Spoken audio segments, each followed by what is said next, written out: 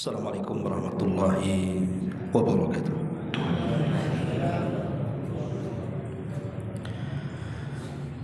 Ya Alhamdulillah wassalatu wassalamu ala Rasulillah wa ala alihi wa sahbihi wa mawalah wa la hawla wa la quwwata illa billahi wa ba'du. Alhamdulillah, segala puja dan puji hanya milik Allah subhanahu wa ta'ala. Salawat dan juga salam kita hadiahkan kepada Rasul kita Nabi besar Muhammad sallallahu alaihi wasallam. Pembahasan kita masih seputar fikih salat. Dan malam ini kita akan membahas tentang dua tempat dalam salat yang kalau kita berdoa di situ, maka dua tempat ini adalah tempat mustajab doa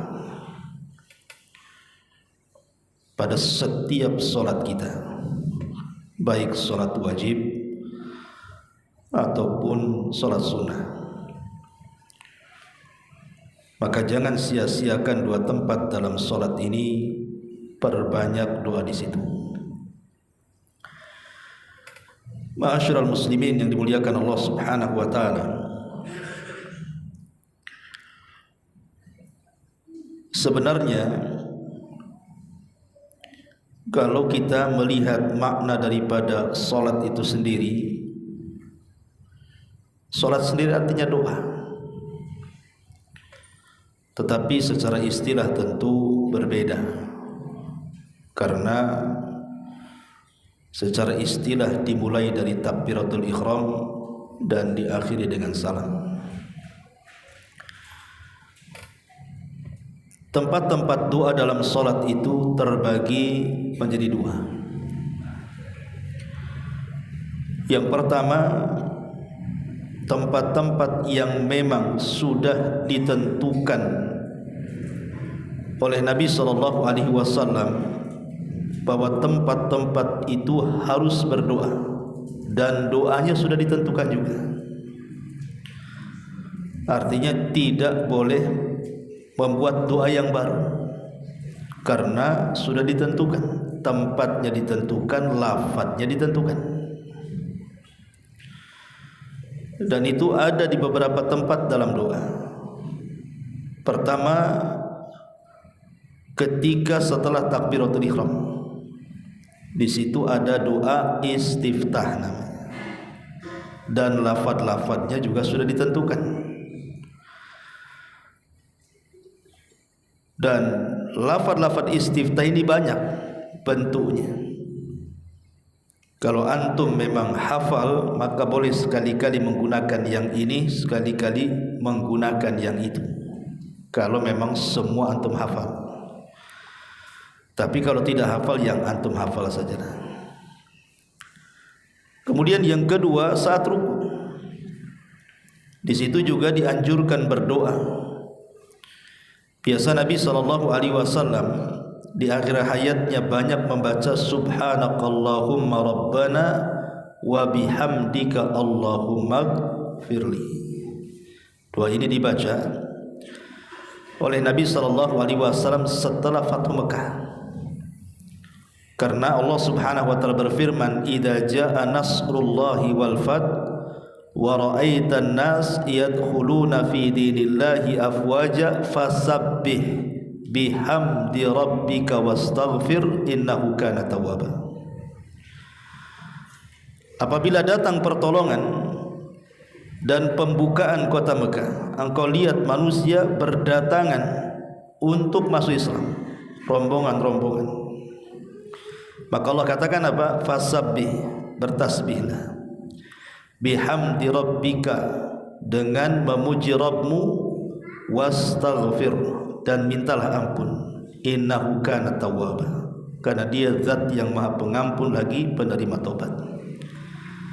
Setelah turun ayat ini, artinya peristiwanya setelah Fathu Mekah, Maka di ujung-ujung hayat Nabi SAW apabila beliau ruku, beliau selain membaca Subhan Rabbil Azim, beliau membaca doa Subhanakallahumma Rabbana wa bihamdika Allahumma firli. Karena di situ Subhanakallah artinya fasabbih. Allahumma Rabbana wa bihamdik, bihamdi rabbik. Wastaghfir artinya Allahumma firli. Jadi tersusun 3 kata, tasbih, tahmid, istighfar. Ma'asyiral muslimin yang muliakan Allah Azza wa Jalla, ini yang kedua. Yang ketiga, saat bangkit daripada ruku alias i'tidal, di situ juga tempat doa. Terkadang Nabi SAW membaca Allahumma lakal hamdu mil'us sama'i wa mil'ul ardi wa mil'u ma syi'ta min syai'in ba'du. Allahumma tahhirni bithalji wal bardi wal ma'il barid. Allahumma tahhirni minadh dhunubi wal khataya kama yunaqqadh thawbul abyadu minal wasakh. Kadang Rasul membaca doa juga ketika i'tidal. Kemudian yang nomor 4, di antara 2 sujud, terkadang Nabi SAW berdoa Allahumma gfirli warhamni wazburni wahdini warzuqni, bagaimana riwayat Imam Tirmidzi dan disahihkan oleh Syekh Nasiruddin Al-Albani rahimahullahu ta'ala. Kemudian yang kelima, terkadang saat membaca Al-Quran apabila berkenaan dengan ayat-ayat azab, maka terkadang Nabi SAW berdoa supaya dilindungi dari azab Allah. Atau terkadang lewat ayat-ayat rahmat, maka Rasul berhenti kemudian meminta rahmat dari Allah Subhanahu wa ta'ala. Dan itu sebagaimana riwayat Imam Abi Dawud dan disahihkan oleh Syekh Nasiruddin Al-Albani juga dalam Sahih Abi Dawud. Kemudian juga yang keenam, doa saat kunut nazilah. Tetapi doa saat kunut nazilah ini sesuai dengan peristiwa apa yang berlaku, maka namanya kunut nazilah. Dari sini Al-Hafidz Ibnu Hajar rahimahullahu taala, Al-Hafidz Ibnu Hajar rahimahullahu taala, kemudian beliau meringkas doa-doa dalam salat itu. Kata beliau, yang pertama setelah takbiratul ihram, yang kedua saat i'tidal, yang ketiga saat ruku, yang keempat saat sujud, yang kelima saat di antara 2 sujud, yang keenam di akhir tasyahud akhir.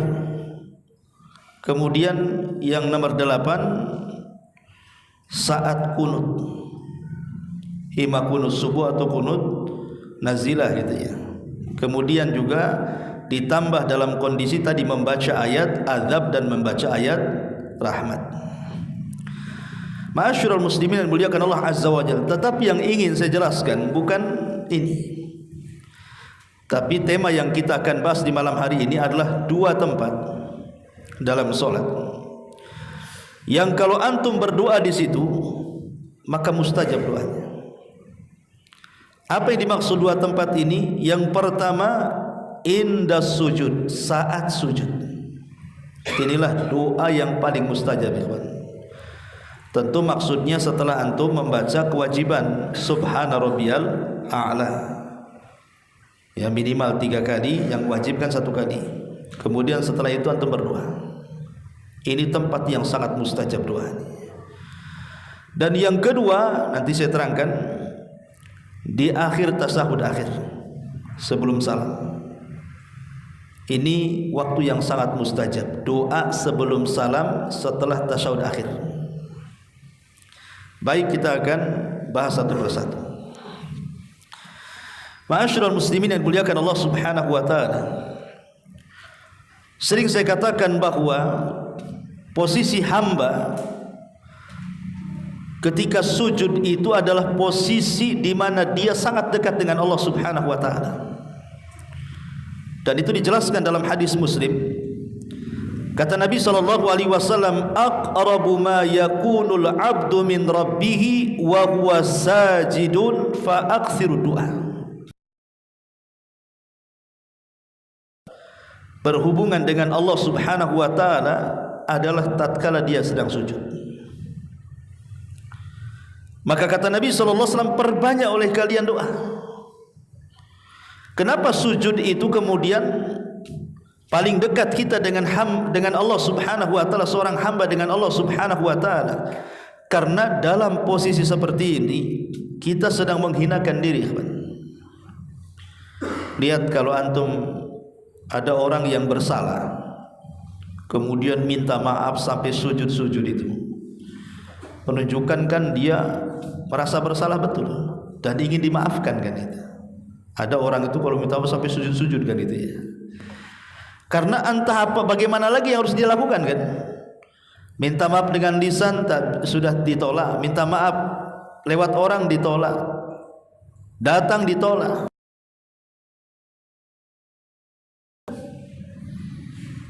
Itu sesama makhluk saja kadang-kadang kalau sudah tidak bisa lagi, bahasanya sudah enggak ada lagi cara minta maaf, terkadang sampai sujud. Padahal tidak boleh. Tidak boleh kita ini meminta maaf kepada makhluk dalam posisi sujud. Karena sujud itu ibadah. Tidak boleh diberikan kepada makhluk. Sujud itu hanya boleh diberikan kepada Allah. Kenapa demikian? Karena di antara anggota badan kita dari kepala sampai kaki, yang paling mulia itu adalah wajah. Yang paling mulia itu wajah. Makanya kenapa Rasul melarang tidak boleh memukul wajah. Lah ketika kemuliaan manusia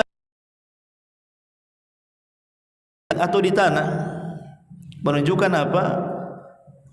Dia sedang qimmatut tadzallul, puncak dari penghambaan seorang hamba kepada Allah. Itulah puncak penghambaan seorang hamba itu ketika meletakkan sesuatu yang sangat terhormat, diletakkan di paling rendah. Makanya wajar kalau seandainya dalam posisi seperti itu seorang hamba dekat dengan Allah Subhanahu wa taala.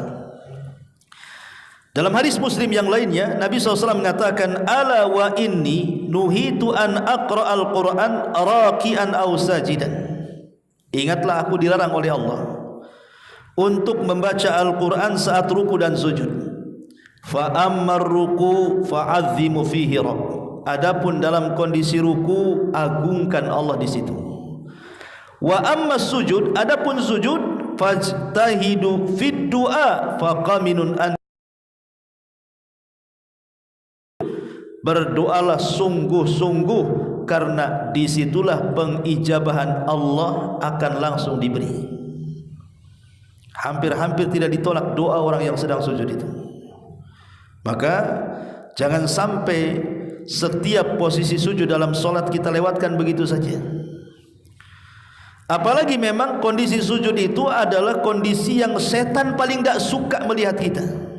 Jadi dalam gerakan solat dari takbiratul ihram sampai salam itu, posisi yang paling tidak disukai setan itu dalam posisi sujud. Makanya setan ini kalau ada melihat hamba Allah Bani Adam sedang sujud, dia nangis. Saya nangis iblis itu. Dan iblis mengatakan, ya wailah, duhai celaka aku. Umira ibnu Adam bisujud fasajada falahul jannah. Orang ini diperintahkan Allah sujud, dia pula sujud, dia masuk surga. Wa umirtu bisujud fa abaitu faliyan nar. Tapi ketika Allah memerintahkan aku sujud, aku pula enggan sujud, Allah janjikan neraka pada aku, katanya. Jadi dalam posisi sujud itu setan tersakiti dengan kita itu. Makanya harus betul-betul sujud itu jangan asal-asalan. Ya, harus betul-betul mengikuti anggota rukun sujud. 2 kaki, 2 lutut, 2 tangan, dahi dan hidung harus nempel betul-betul. Jangan ketika sujud kakinya pula terangkat. Ya, jadi anggota sujud itu harus 7 anggota harus nempel di bumi. Kalau tidak sah sujud. Dan kalau bisa sikut itu dijauhkan dari lambung supaya sungguh-sungguh sujudnya. Kalau sikut itu nempel di lambung itu dilarang, karena itu akan seperti model duduknya anjing. Rasul melarang, tidak boleh kita duduk sujud seperti duduknya anjing. Jauhkan dari lambung. Ma'asyiral muslimin yang muliakan Allah Azza wa Jalla. Makanya kalau kita lihat hadis syafaat pada hari kiamat, ketika semua manusia datang kepada Nabi Adam minta syafaat, tapi Adam menolaknya karena dia punya dosa yang tidak mungkin Adam memberikan syafaat. Maka Adam menganjurkan datang kepada Nabi Nuh.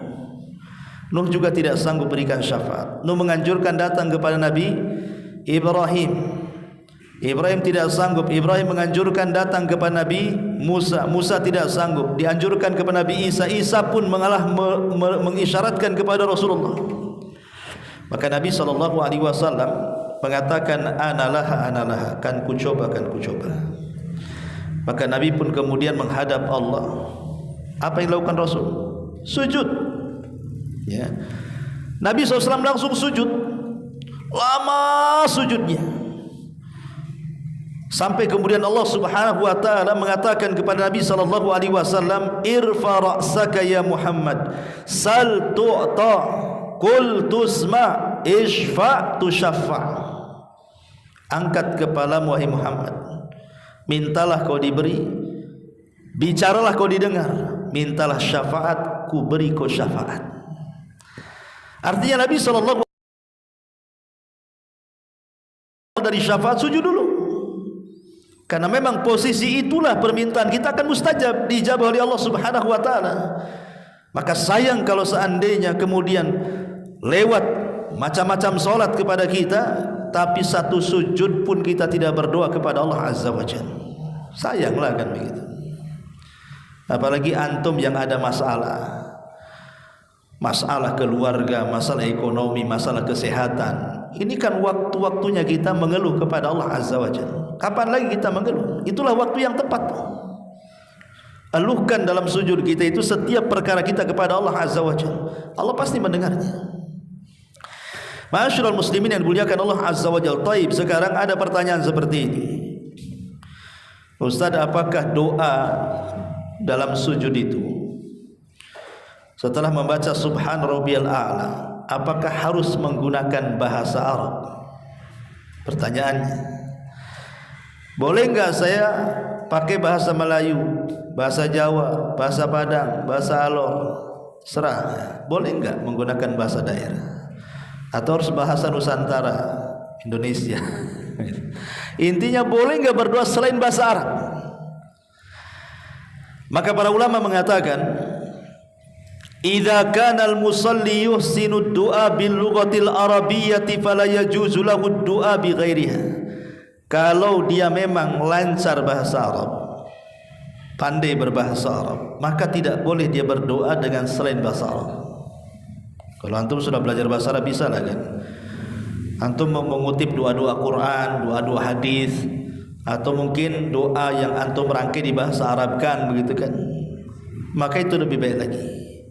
Lakin akan tetapi, idza kana al-musalli ajizan anid du'ai bil lughatil arabiyyati fala mani'a minad du'ai bil lughatihi. Tapi kalau memang orang yang salat itu lemah, orang awam, tak bisa suruh bahasa Arab, ngaji pun tak tahu, suruh bahasa Arab makin tak bunyi, ya. Kalau memang dia tidak fasih, tidak memang jahil, tidak bisa, seorang itu berdoa dengan bahasa masing-masing, tidak ada masalah, bahasa masing-masing.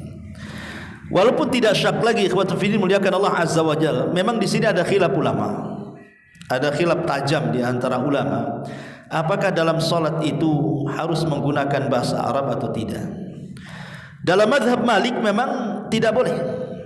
Dalam mazhab Maliki ya, tidak boleh kecuali bahasa Arab. Tapi pendapat yang kuat wallahu alam bahwa boleh kita ini berdoa dengan bahasa selain bahasa Arab bagi yang tidak pandai berbahasa Arab. Saya akan sebutkan alasannya. Satu, karena doa di dalam sholat itu bukan rukun, bukan wajib.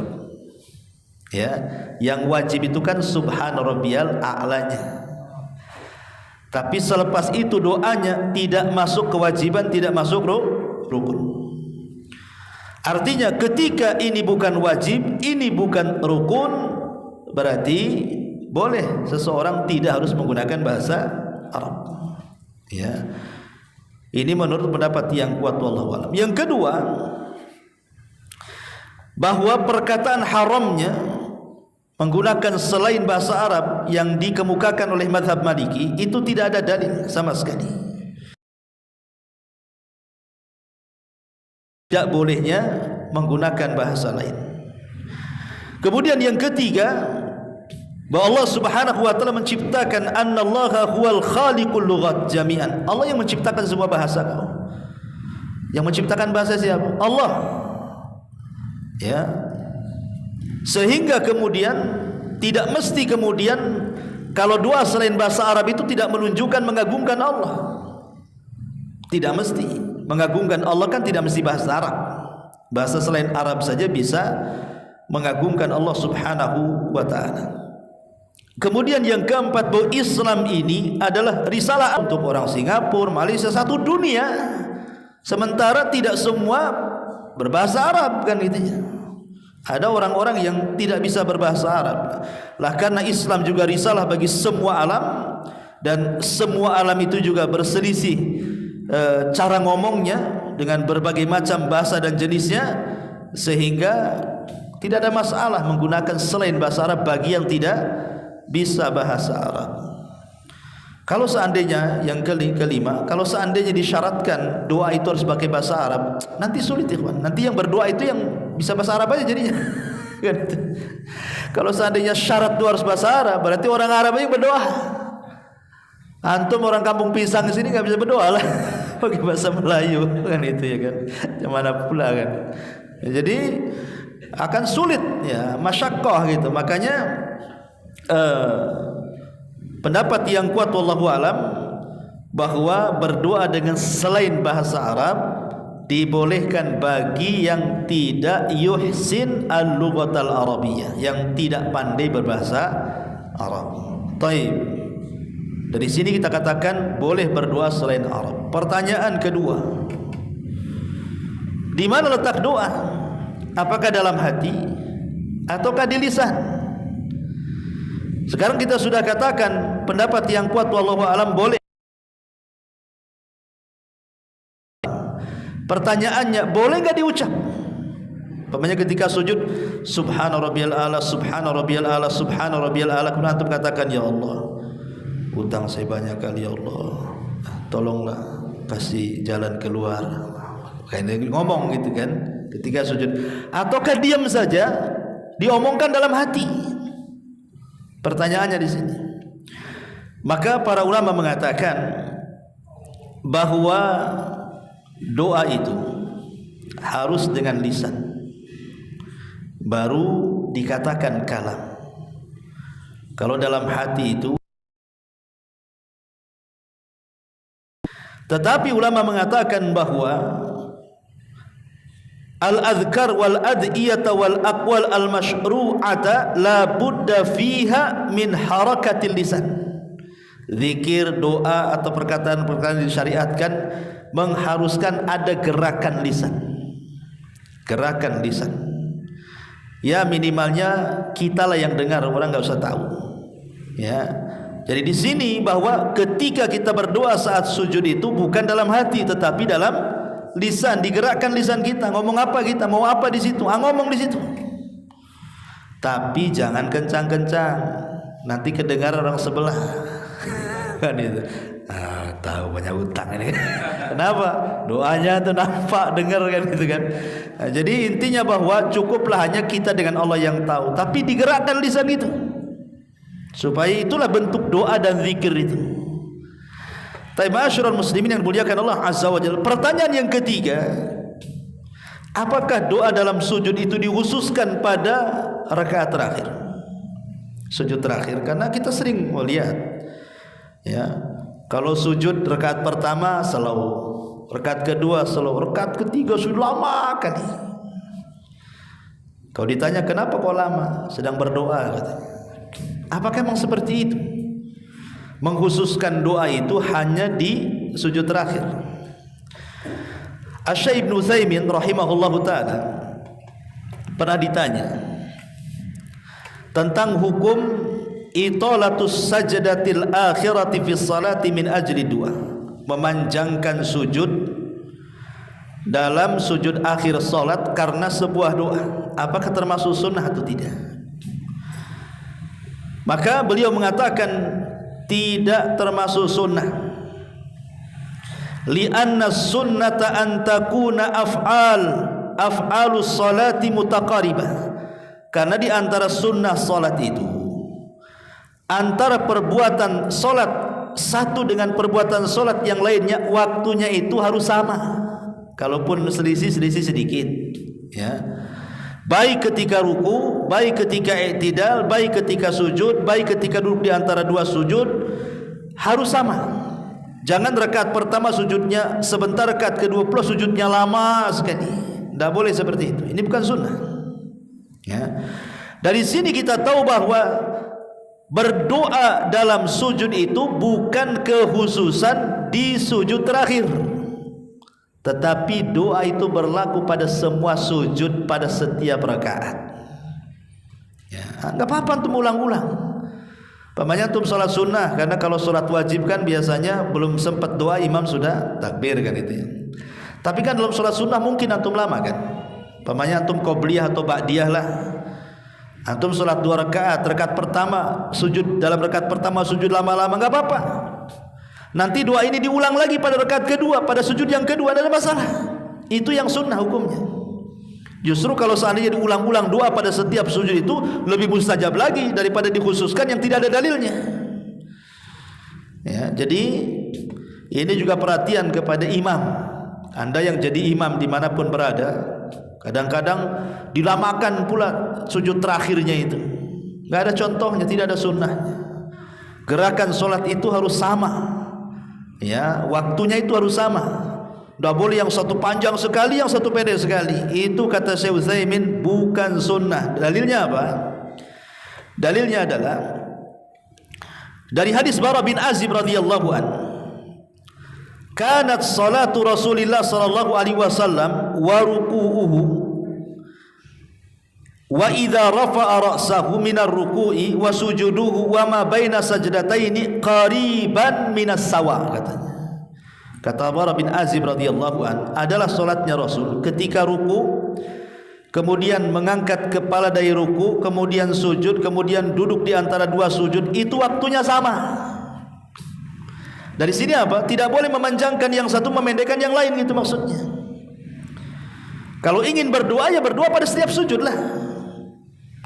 Dan ini sangat mustajab kan gitu. Kenapa harus ditentukan di akhir sujud? Ma'asyiral muslimin yang dimuliakan Allah Azza wa Jalla, inilah di antara keajaiban doa di dalam sujud. Lah sujud sendiri walaupun tidak berdoa ikhwan, itu keutamanya banyak. Anggaplah antum hanya membaca kewajiban saja, subhana rabbiyal a'la. Sujud sendiri kata Nabi SAW, tadi saya sebutkan itu posisi paling dekat dia dengan Allah. Kemudian yang kedua, bisa menggugurkan kesalahan-kesalahannya, dicatat kebaikan-kebaikannya, diangkat derajat-derajatnya. Dan itu berdasarkan hadis Abi Dzar Al-Ghifari radhiyallahu anhu yang disahihkan oleh Syekh Nasiruddin Al-Albani rahimahullahu taala, man sajada lillahi sajdah kataballahu lahu biha hasanah wa hutta anhu biha khati'ah wa rufi'a lahu biha darajah. Siapa yang sujud satu kali, Allah catat satu kebaikan, Allah hapus satu kesalahan, Allah angkat satu derajat. Bahkan Nabi SAW mengatakan, apabila seseorang itu sholat, maka Allah letakkan dosa di kepala dan pundaknya. Apabila dia sedang ruku, maka dosa yang di pundaknya jatuh. Apabila dia sedang sujud, maka dosa yang di kepalanya jatuh. Dan ini berdasarkan hadis Nabi SAW. Ya. Kata Nabi SAW dalam sebuah hadis, Jadi Allah Subhanahu wa taala as-salatu utiya bidzunubihi kulliha fawudiat ala atiqihi fakullama raka'a wa sajada tasaqatat anhu. Jadi setiap salat itu akan datangkan dosa-dosanya kemudian diletakkan di antara kepala dan bahunya. Apabila dia ruku dan sujud, berjatuhanlah dosa-dosa kita. Jadi sujud ini tanpa doa saja keutamanya luar biasa itu kan. Bahkan Nabi SAW ketika Rabi'ah ibn Ka'ab al-Aslami yang banyak membantu Rasul, anak kecil itu, kemudian Rasul mengatakan, kau sudah banyak membantuku wahai Rabi'ah, minta sesuatu kepada aku. Kata Rabi'ah, ya, aku hanya ingin menjadi temanmu di sorga. Kata Rasul, baik, tetapi tolong bantu keinginanmu, perbanyak sujud, katanya. Ya, jadi sujud adalah satu jalan menuju sorga Allah Subhanahu wa taala. Ini yang pertama, letak doa yang sangat-sangat mustajab adalah saat sujud. Pada setiap sujud dalam rakaat, baik pada solat sunnah atau pada solat wajib. Ini yang pertama. Yang kedua, doa di akhir tasyahud. Doa di akhir tasyahud. Doa di akhir tasyahud, Nabi SAW akhtar minal mas'alati ma tasha. Kata Rasul dalam riwayat Muslim, setelah kita ini membaca tasyahud, maksudnya at-tahiyat sampai kepada syahadat, sampai kepada solawat, kemudian kita membaca 4 perlindungan dari azab jahanam, azab kubur, fitnah kehidupan dan kematian, dan fitnah dajjal. Setelah itu kata Rasulullah, "Tsumma litakhtar minal mas'alati ma tasha." Kemudian kalian tinggal pilih doa mana saja yang terkait dengan masalahmu. Doa di situ sebelum salam. Kira-kira antum ada masalah apa? Ya, masalah keuangan, masalah kesehatan, masalah ekonomi, masalah apa? Masalah keluarga, jomblo tak kawin-kawin, ya, duda tak kawin-kawin juga. Ada masalah apa antum? Minta di situ. Minta di situ, ya Allah, carikan aku jodoh yang cantik, yang kaya, yang nasab, yang ustazah. Anak pun mau kalau gitu. Jangan anda. Ya tidak masalah kan gitu ya. Tidak masalah, mintalah doa kepada Allah Azza wa Jalla. Tidak ada yang mustahil bagi Allah Azza wa Jalla. Ya. Ma'asyiral muslimin yang muliakan Allah Azza wa Jalla. Para ulama mengatakan, i'lam anna du'a ba'da tasyahudil akhir masyru' bila khilaf. Doa setelah tasyahud akhir itu disyariatkan tanpa khilaf para ulama. Wa'lam anna hadad du'a mustahabbun laisa biwajibin. Ketahuilah bahwa doa di akhir tasyahud itu sebelum salam bukan wajib, tetapi hanya sunnah saja. Berarti di sini kalau sunnah hukumnya sama dengan doa saat sujud. Nanti pertanyaan-pertanyaan tadi jawabannya sama. Boleh enggak berdoa dengan selain bahasa Arab? Boleh. Ya, kalau dalam sujud saja boleh, berarti di akhir tasyahud boleh kan begitu ya. Kemudian juga dalam hati ke di lisan, ya di lisan lah. Cukup digerakkan lisan kita. Digerakkan lisan kita. Dan dilakukan setelah melakukan kewajiban dan rukun. Ya, rukun-rukun dan wajibnya dulu yang dibaca, jangan sibuk dengan yang sunnah. Itu maksudnya ya. Berarti perhatikan dari at-tahiyatu lillah, kemudian syahadat, kemudian solawat. Nah, itu kan ini yang rukun nih. Yang rukun karena dalam tasyahud akhir, bacaan-bacaan tasyahud itu jadi rukun. Lain kalau tasyahud awal wajib. Ya, kalau yang terakhirnya sudah saya jelaskan mana rukun mana wajib ya. Tetapi kalau doa perlindungan yang dari 4 itu sunnah saja. Sunnah dibaca nggak apa-apa, nggak dibaca nggak ada masalah. Ya. Nah, setelah itu kemudian ada doa sesuai dengan kehendak kita, itu juga sunnah. Kan sayang itu udah last sholat kan gitu ya, masa ditinggalkan ya doa. Itu kan waktu-waktu yang mustajab di situ sebelum salam ketika tasyahud akhir itu, maka jangan ditinggalkan. Ma'asyiral muslimin yang muliakan Allah Subhanahu wa taala, saya kira ini yang bisa saya sampaikan ya, saya ada acara nih malam ini, mungkin tergesa-gesa. Mudah-mudahan ada manfaatnya. Subhanakallahumma bihamdika asyhadu an la ilaha illa anta astaghfiruka wa atubu ilaik. Allah Ta'ala. Assalamualaikum.